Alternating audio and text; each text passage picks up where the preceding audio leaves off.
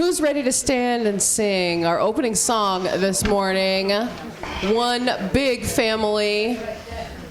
Oh my goodness, one more week until Halloween. Who's excited? I'm excited. You can't have black and purple hair and not be excited for Halloween. Okay, here we go. No.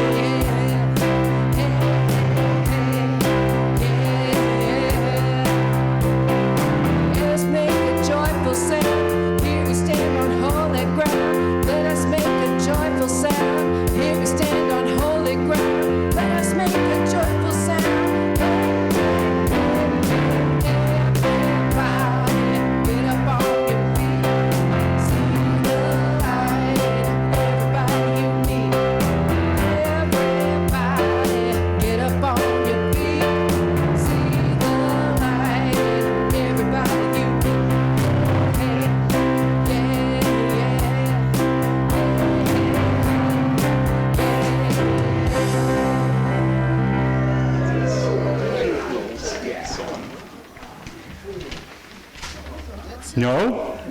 Okay, I just need to be a little bit louder. I'm sorry. I'm not trying to blast people out. Thank you.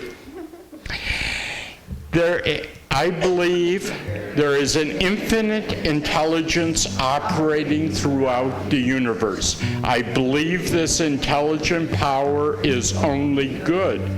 I believe this intelligence expresses as me.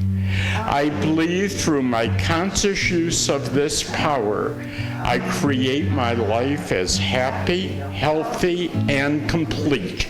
And so it is. Okay, I know that we have one first-timer here, Jan, who's Gray's sister. I threatened her with all sorts of sibling jokes, but we'll pass on that. Did we miss anybody today? We have a returning person. Ah, who? Pete. Hey. Good to have you back. Okay. Okay, I would like to thank those who have helped this morning. Craig, who was our greeter this morning. I didn't catch everybody. Joanne and Susan were in the back with the coffee. Was that, who else? Okay. And we're going to bring back an oldie but goodie. We need a volunteer to take out the trash.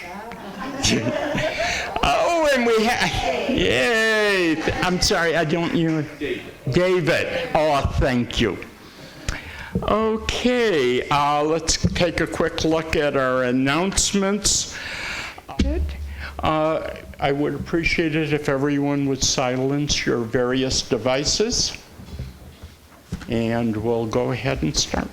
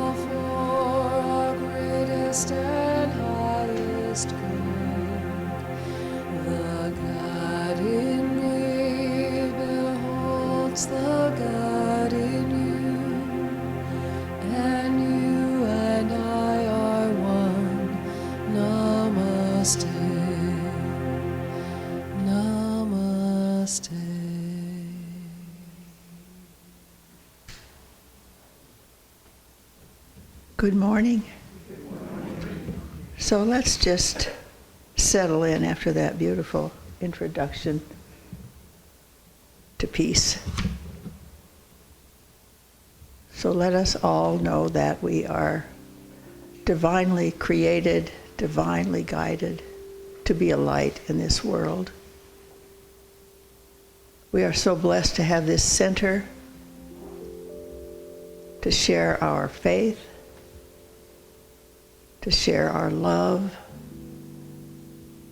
and all the blessings that comes with being in this space. So a special blessing to Reverend Donna this morning, and I know that she will inspire and bless us all. So I release these words now into a law that I know is so perfect, as we say together, and so it is. So today, first of all, I would like to share two demonstrations. You know, we ask for when an answer to prayer comes or someone gets well that we're treating for or any reason at all, you put your demonstration in the little wooden box there. Put your prayer request in the bigger, lighter box against the wall. So on these Sundays, anyone with a shawl, with a stole on, is available for prayer treatment. So would you notice that John has his stole on today? And I invite you to ask for prayer treatment, for affirmative prayer. If there is anything in your heart that's heavy, anyone that you love, that you're worried about, please do so. We can do that on the spot, or you can write a card and know that we will be treating for you all week. So here are two demonstrations. Ed Pena, our dear Ed and Kathy, they're not with us right now, had quadruple bypass surgery this week. And he is doing very well. He's all ready to be out of ICU, except they have no other beds at this time. All tubes are disconnected, and he is in good spirit. So thank you all.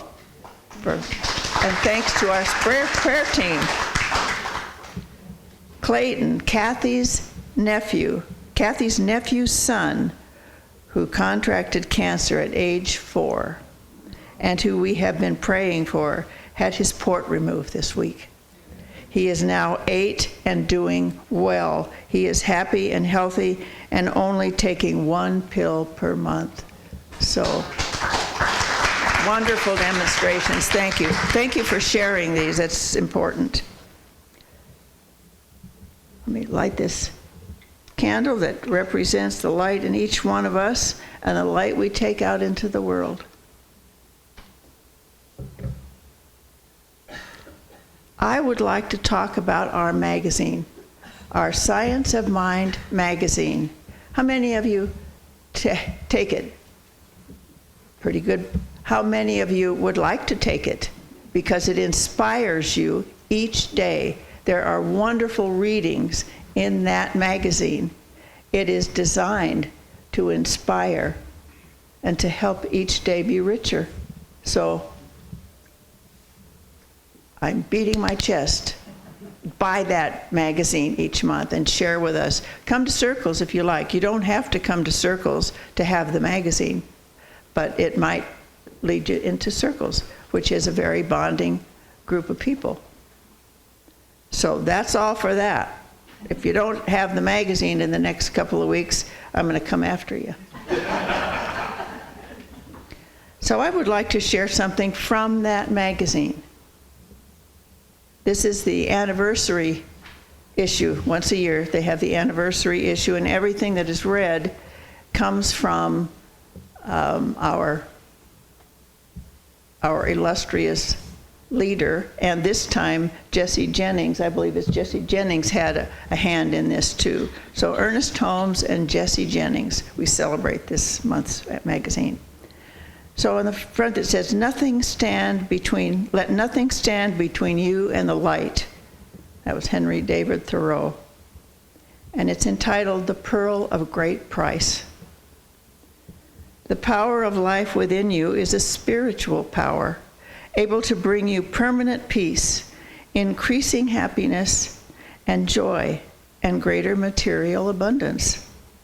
Those things that have made man miserable and unhappy can be eliminated, or through the conscious use of this power. God could not visit fear or hate or impoverishment upon us, because God must be just the opposite to all those things. It is then really necessary that the world should have a new concept of God. God must be, excuse me. I lost my place too. This must be lose the place week. A new idea must be born in the minds of men about the nature of God and their relationship to this divine creative spirit. The only thing that can bring this joy, peace, prosperity to the world is a direct experience of the invisible. We must sense the immediate presence of life. With simplicity and directness, we must sense that the Spirit is at the center of our own lives.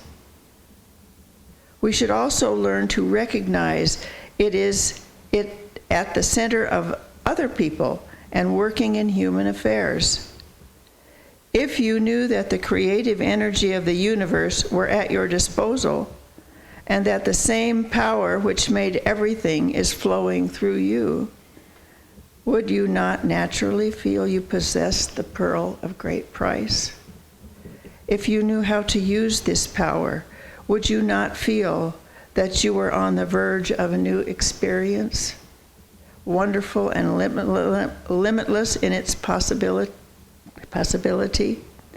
Would you not have a new hope and enthusiasm about living?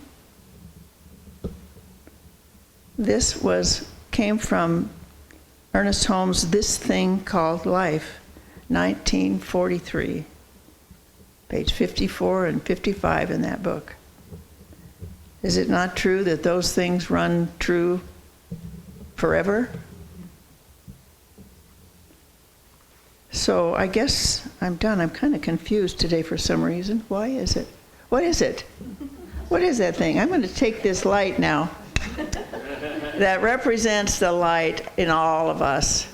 And I wish you a joyful, happy week. Remember that we are available for treatment. Thank you.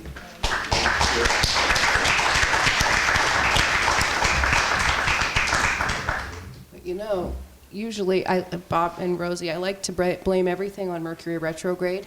Everything. Yeah, but, unfortunately it's direct right now, but it just went direct, so it still counts. So, I lean on this song a lot, but I think I've got a right to because I wrote it.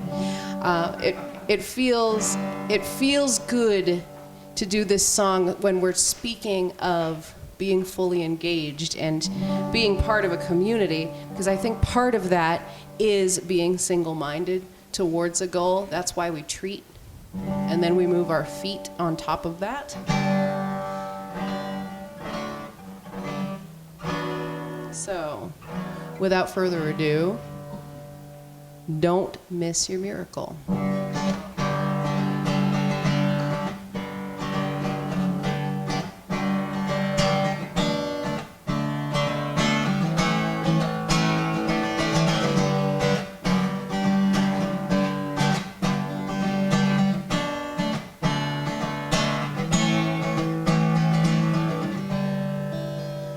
Looking forward, looking back, keeps your heart and mind in lack. A single-minded vision sets the heart free. Busy hands, a busy mind, you don't think you have the time, but you'll find that if you close your eyes and breathe, like a butterfly embracing all its beauty, from a chrysalis of shame you will awake. Just be still and know that in that present moment, the universe will show you the right road to take. Don't miss your miracle. Don't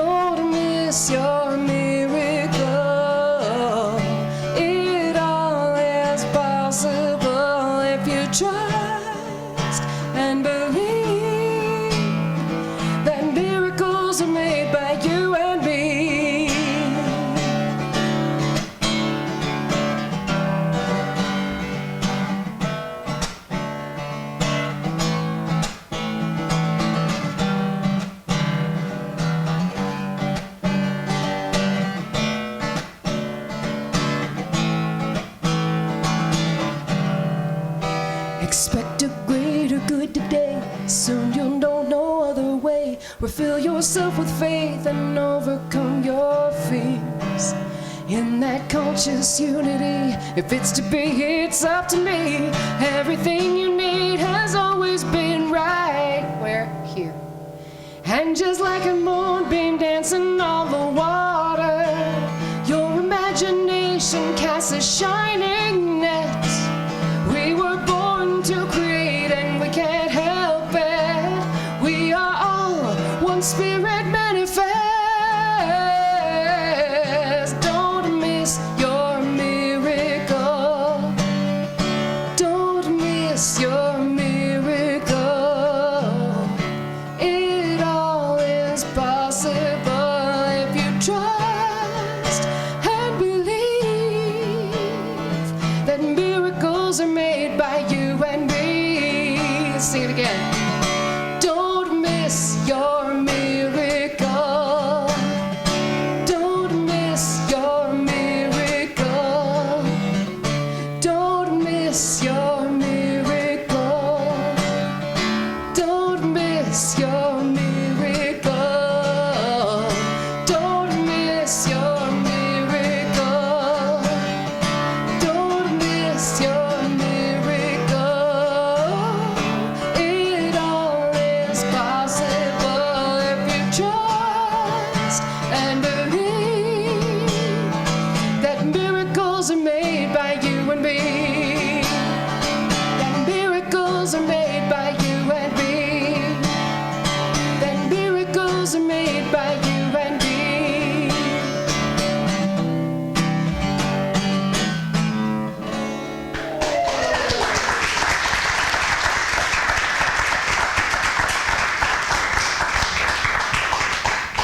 Thanks for singing along.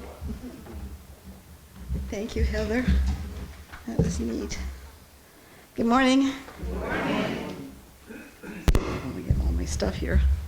Well, we're continuing our theme of our beloved community, and I did choose as a topic this morning, fully engaged.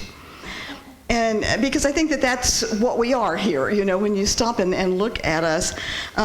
And I was thinking about ways that we differ from some of the churches I've been in. Primarily, I was at Founders Church, and there was not a lot of outside engagement. For one thing, it was a metropolitan church, and so we were all, you know, an hour away from each other, so it wasn't something like you could get together easily. But it feels to me that we have developed something here that is bigger, you know, that is bigger than just people getting together for fun. Although I do really love it when I hear that a group got together to go to the movies or have lunch, or somebody went on a trip with somebody that was from this group. So we're developing these inner friendships as well. But I do think that as we do so, we're doing something deeper. It's something deeper than just friendship. It's a connection. It's a spiritual connection that just can't be broken. It can't be across miles. It can't be broken. You know, we've got Dan and Jackie coming back.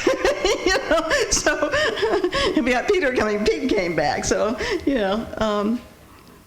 Anyway, so I was thinking about, okay, what is fully engaged, and what do I think about? And I really like the work that Brene Brown has done on wholehearted, because I think that's being engaged. And according to her, wholehearted people are willing to be vulnerable. They're comfortable with not being perfect, and they're authentic. They stay true to themselves and their own beliefs, and they're unwilling to change just in order to fit in. And Dr. Michael Beckwith uses the term evolved people. And these are people whose lives are full of joy, enthusiasm, and curiosity. In fact, in his book, Spiritual Liberation, Fulfilling Your Soul's Potential, he defines 7 practices of evolved people. And as I read them, I thought, well, these are practices which people who are fully engaged would be doing. So these are practices for fully engaged people. So I'm changing his words a little bit from evolved to fully engaged. And there's 7 of them, and I've got a There's a blue piece of paper on the desk over there if you want copies of what those 7 principles are. But first he says, fully engaged people give thanks for what most people ordinarily take for granted. And I do find that's true with us. It seems to me like we are very grateful people for everything. And I think that makes a huge difference in our lives, in the people that we touch. We all say thank you when something wonderful happens. I mean, that's just natural. But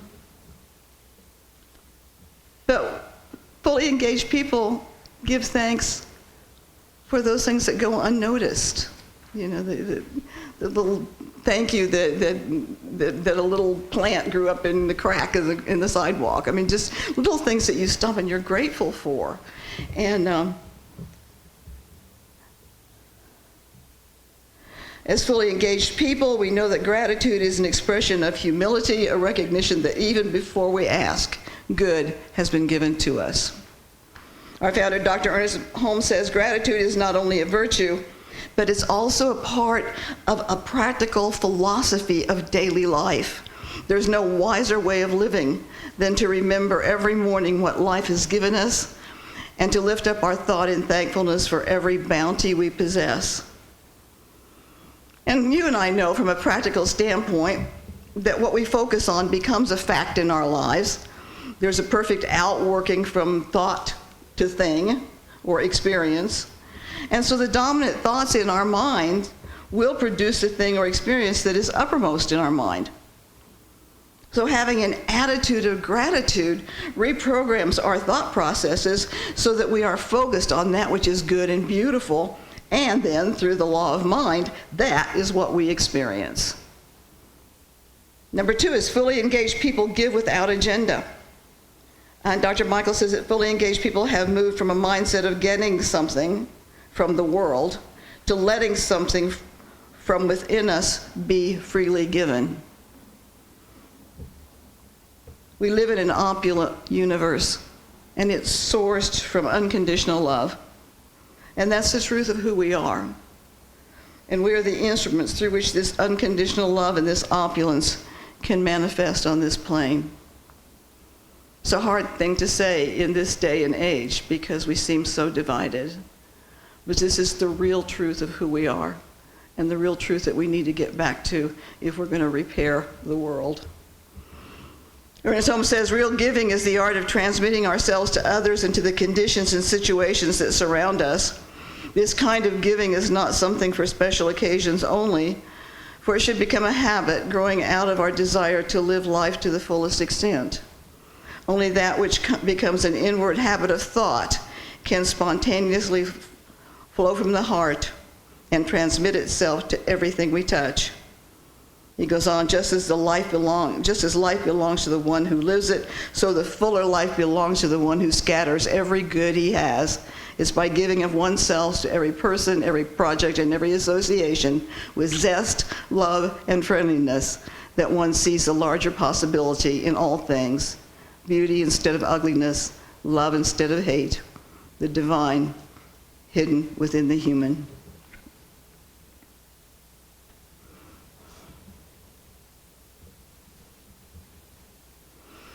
If you and I, as we wake up each morning, ask ourselves, how can I give today? Or where may I be of service today? We're going to find answers that allow our heart to grow in joy and to overflow, and we'll be scattering our good that we have so that not only will others be gladdened by our presence, but we will receive even more good in return because this thing is a flow. It just goes out and comes back. Number 3 is fully engaged people race to see who can forgive first. To carry a grudge or resentment, a hurt is harmful to the person who carries this burden. It doesn't affect the other person at all, which is something we should kind of remember. When we are resistant to forgiveness, we carry a consciousness of lack, because what we're saying, in essence, is that someone owes us something. And because everything is energy, we know that that thought form of lack will outpicture in our world of affairs. And that's why it's important to forgive as quickly as possible. The power of forgiveness is liberating because it removes obstructions to the flow of good in our lives. It allows us to let go of our need to be right and focus on what is really important. Ernest Holmes says, whatever the mistakes of yesterday may have been, today is a new creation. Turning from the errors of the past and no longer carrying with us the sorrows and mistakes of yesterday, today we may enter into a new experience. But it is only when we forgive everyone that we may feel certain that the weight of condemnation is lifted from our own consciousness. We should refuse to carry the negation of yesterday into the positive atmosphere of today, for today the world is made new in our experience. So I want to make it clear that in forgiveness, it's about setting ourselves free. It's not about letting another person off the hook. I think I've said this a gazillion times. It's not about that. And forgiving doesn't mean that we need to stay in that situation. An abused wife can forgive her husband, but she doesn't need to stay there and take the abuse. And 4, fully engaged people experience life as a celebration rather than a problem to be solved. And I really think that that's something that's really about you and me, because we have a tendency to sometimes to share when things are going a bit rough, and we get the feedback of it's going to be okay. It's going to be okay. So we have a celebration of something that could be a problem. And I love it that we don't dwell too much on what's wrong. We dwell on what's right, and we see that through. And I love that about our teaching and about us as a center, because I have all of you to stand on when I'm feeling yucky. So I appreciate that so very much. Dr. Beckwith says, fully engaged people understand there's a celebration going on throughout this great universe, and a cosmic celebration can be localized within you when you realize that life is not a problem to be solved, but a magnificent mystery. You and I can't go through life without challenges, but we have a choice. We can see those challenges as problems or as opportunities for our growth. And if we're stuck at a problem, what we're doing then is giving it energy and power, and then it becomes a gigantic dragon that we have to slay. But if we, in the quiet of our own heart, realize that we are divine wisdom incarnate in us, then there is that whisper that tells us that we will be all right, even in the midst of something we deem huge. And if we can ask to be shown the gift within the challenge, then we find the gift. We find the gift. There's a story that we've all probably heard about the man who saw a butterfly struggling to make its way out of a cocoon. The man, wanting to be helpful, gently cut back the cocoon to ease the butterfly's struggle. The butterfly emerged, but its wings were withered. It moved about for a short time, and then it died. And the man realized then that struggle was necessary for that butterfly, because in those forceful efforts to become free of the cocoon, the butterfly's wings were strengthened and made whole. And without that exertion, the butterfly could not survive. So you and I will face challenges. And if we see life as a celebration, then those challenges are going to make us stronger. And we'll have those strong wings so that we can fly. Number 5, fully engaged people talk to themselves and not to the world. That can be taken a number of ways, can't it? But in this case, we're talking about, Michael Beckwith says, fully engaged people trust their inner guidance system to direct them in areas in which they have yet to grow, while knowing that they already are a uniquely beautiful expression of the infinite. So you and I have within us the entire wisdom of spirit. There is that within us that knows what to do, when to do it, and how to do it. And we cannot tap that vast inner resource if we're seeking guidance from outside of ourselves. Ernest Holmes says, listen to your own voice. It will speak in terms that are unmistakable. Trust in your own self more than in all else. All great men and women have learned to do this. Every person within his own soul is in direct communication with the infinite understanding. When we depend on other people, we are simply taking their light and trying to light our path with it. When we depend on ourselves, we are depending on that inner voice that is God speaking in and through us. Number 6, fully engaged people choose happiness over drama. Yeah, I used to be a drama queen. I think John might say I still am sometimes. But as a drama queen, there's a certain adrenaline rush that you get when you're immersed in a drama. I mean, it can feel good. It can feel very energetic, you know, and we can get hooked on it. I mean, how many of you know somebody who's a drama king or queen? Yeah. And really and truly, it depends. It's like they depend upon these dramas, one crisis after another, in order to feel alive or to get attention that they think they need. And I can tell you that living in drama is exhausting. It zaps our life force, our enthusiasm, our joy. And it seems that we're always waiting for the next shoe to drop, and because that's what we're expecting, it does. So, again, if we go back to principle, we realize that we create our experience through our thoughts and our beliefs. So if our thoughts and beliefs are centered on fear, distrust, unworthiness, then that will be our experience, and that will be our drama. Michael Beckwith says, happiness is our true nature. We begin to exude happiness when we reach within to its source through the practice of meditation. In meditation, we drink copiously from the well of joy and cultivate a yes point of view. Then, when challenges arise, we meet them with confidence in our ability to respond skillfully, maintaining an inner happiness that cannot be hijacked by drama. And the last one, fully engaged people understand the value of downtime.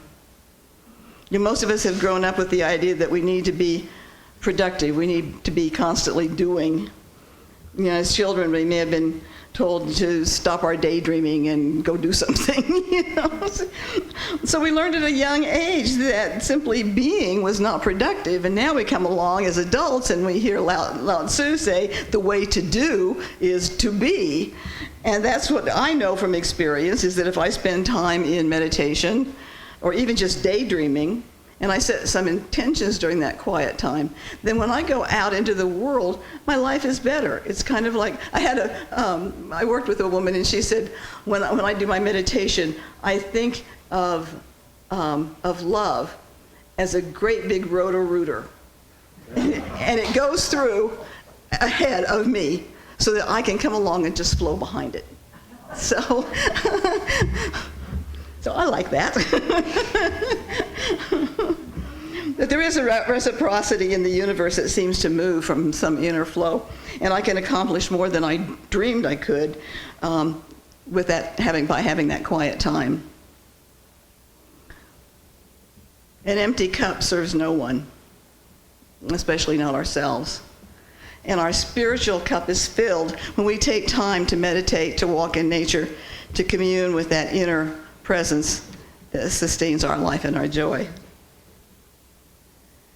Like Michael Beckwith says, if we are planting a tree, we bury its seed in the soil so it can germinate where it is dark, quiet, solitary. The seed is nourished by the nutrients in the soil. This time underground is vital to the growth of roots and prepares the tree to experience life above ground with its rain, winds, and frost. Our spiritual root system requires the nutrients of the infinite in order to be fully present for our life's experiences and to meet them with receptivity, clarity, intuition, and confidence. When we set aside downtime to meditate, pray, contemplate, introspect, and study, we find that joy, peace, love, generosity of heart, compassion, and giving are perennially in season. So those are the 7 practices of fully engaged people. Each one of us here is on our spiritual pathway. We're forever growing, we're forever evolving.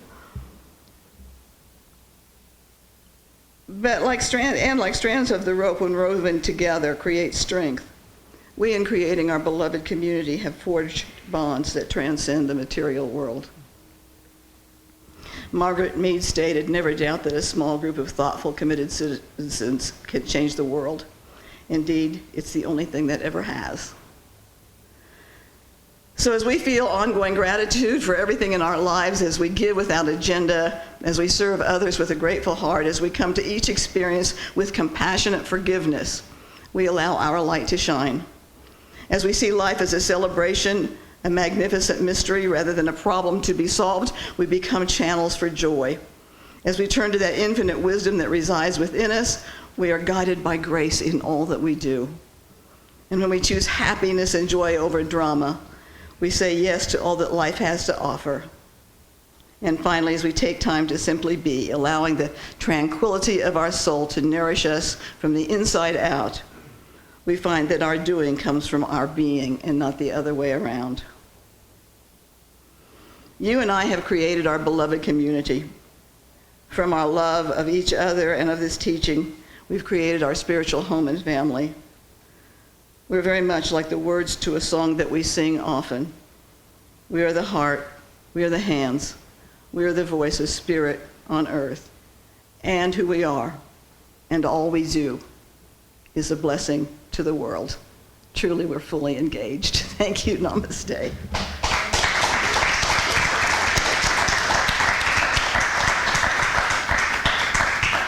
Okay, let's stand and sing. We have our congregational song this week in the pink page inside your program, and it's called Coming Together. We're all coming together.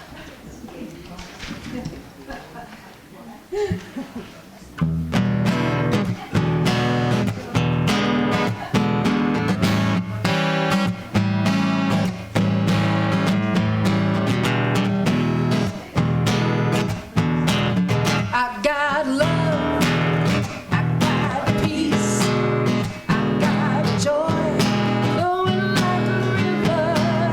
I got love, I got peace, I got joy flowing like a river. One heart, one mind, one love flowing like a river. I got strength, I got faith to move every mountain. I got hope, I got strength, I got faith to move every mountain. One heart, one mind, one love to move every mountain. I got you, I got me. I've got us coming together. I got you, I got me. I've got us coming together.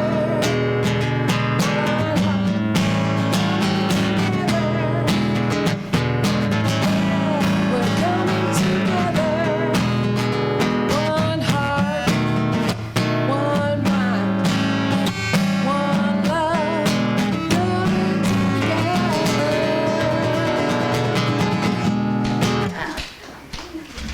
We haven't done that for a long time.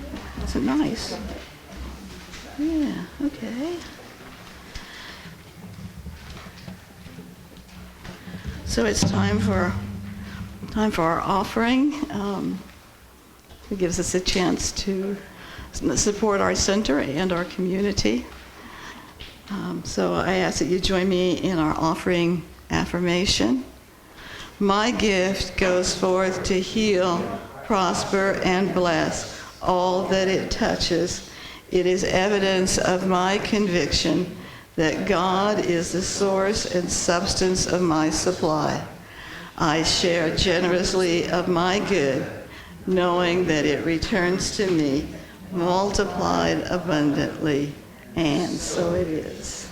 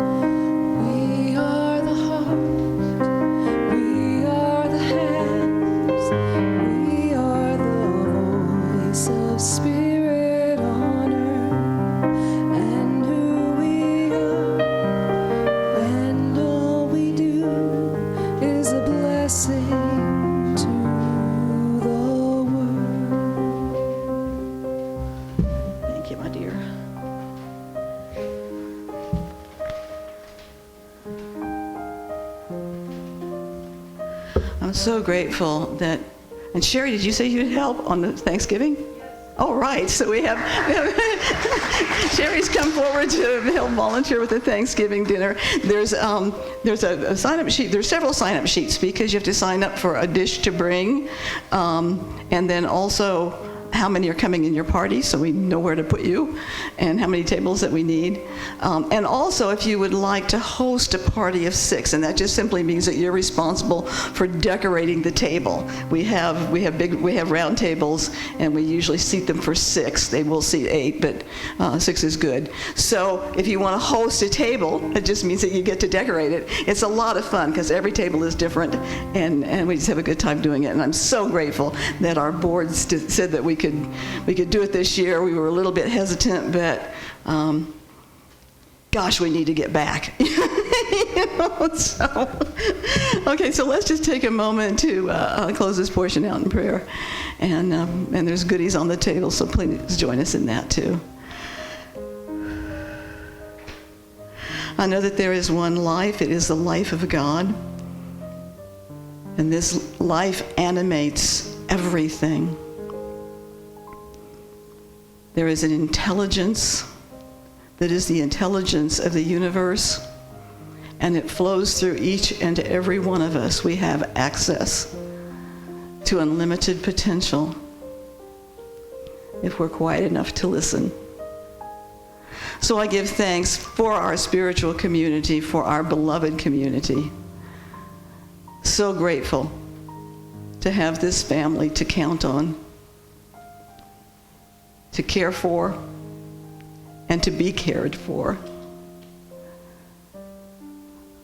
I give thanks for the progress of Ed Pena. We've been getting updates, Rosie and me, and it's very exciting to see that he's only been in the hospital for like 3 or 4 days, and this is a quadruple bypass that he's going home on Tuesday. So pretty amazing, pretty amazing. And if anybody else is experiencing any kind of a challenge, we know that right where that challenge is the power and presence of God, and we turn to that right now. Thank you. Thank you for being a part of my life, for being a part of my spiritual home. And thank you for all the good that comes from each and every one of you, as we say together, and so it is. Thank you. And shall we make a circle?